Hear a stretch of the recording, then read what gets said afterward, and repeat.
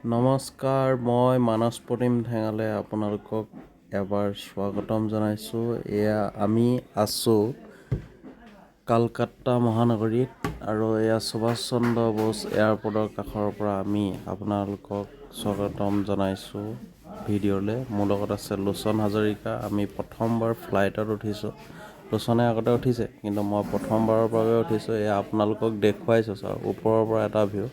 ফ্লাইটৰ ওপৰৰ পৰা চাবলৈ তলত ঘৰবিলাক কেনেধৰণৰ লাগে, সৰু সৰু যেন কিবা জাবৰহে পৰি আছে বা কিবা পৰি আছে, সৰু সৰু আটাইতকৈ সৰু সৰু লাগে। আৰু একেবাৰে ওপৰত যোৱাৰ পাছত এটা বেলেগ ভিউ হয়, সেইটো আপোনালোকক দেখাবলৈ চেষ্টা কৰিম। এতিয়া আপুনি চাওক, আমি প্ৰথমৰ অৱস্থা উঠাৰ পাছতে এনেকুৱা এটা ভিউ দেখিবলৈ পাইছোঁ।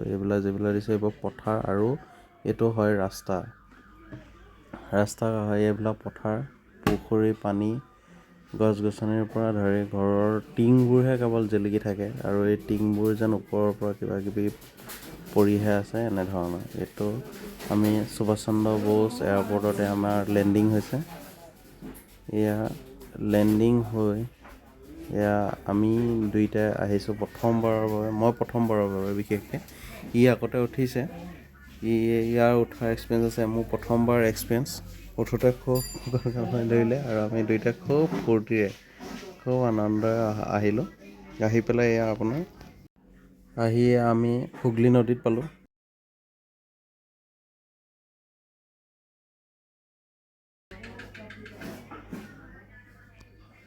এয়া হৈ গ'ল আপোনাৰ হুগলী নদী, গংগা নদী। কালকাতাত সোমাওঁতে হুগলী ডিষ্ট্ৰিক্ট হৈ অহাৰ বাবে হুগলী নদী।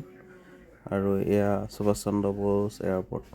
আমি লখিমপুৰত বা আমি ইয়াতে থাকি পেলাই এখন প্লেন চাবৰ কাৰণে বা কিমান আমি হেতা পৰা লগাওঁ, কিন্তু তাত ইমানেই এৰোপ্লেন দেখি আমনি লাগিছে। ইয়াতকৈ চাগে বাহিৰৰ দেশবিলাকত আৰু ইয়াতকৈ বহুত বেছি প্লেন থাকে।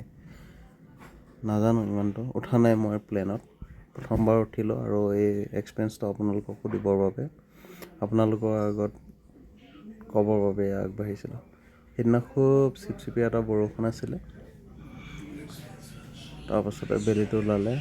অলপ দেৰি পাছতে আমি খুব সোনকালে, পুৱা ভাগতে খুব সোনকালে আমি তাৰ পৰা আহিছোঁ। আৰু লখিমপুৰৰ পৰা যাবলৈ খুব সুবিধা হয়। লখিমপুৰৰ পৰা তালৈ আপোনাৰ 2 ঘণ্টা 10 মিনিট লাগে। 2 ঘণ্টা 10 মিনিটত আপোনালোকে লখিমপুৰৰ পৰা কালকাতা পাই যে সুভাষ চন্দ্ৰ বোস এয়াৰপৰ্টত লেণ্ডিং কৰে। আৰু তাৰ পৰা আহিলোঁ সেই 2 ঘণ্টা 10 মিনিটলৈকে। প্লেনখন প্ৰথমবাৰ আপোনাৰ সুভাষ চন্দ্ৰ বোসৰ পৰা এয়াৰপৰ্টৰ পৰা লীলাবাৰী আহে। তাৰপৰা লীলাবাৰীৰ পৰা যিসকল পেচেঞ্জাৰ থাকে তেওঁলোকক আকৌ সুভাষ চন্দ্ৰ বোস এয়াৰপৰ্টলৈ নিয়াৰ ব্যৱস্থা কৰি ৰাখিছে তেওঁলোকে। আৰু খুব ধুনীয়া এটা প্ৰথমবাৰ গ'লোঁ, খুব ধুনীয়া এটা এক্সপিৰিয়েঞ্চ পালোঁ, ভালো লাগিলে। আৰু মোৰ বৰ বিশেষ কাম নাছিল, লোচনৰ কাম আছিলে, সেইটো কাৰণে গৈছিলোঁ। থেংক ইউ লোচন, মোক অকণ সহায় কৰি দিলে।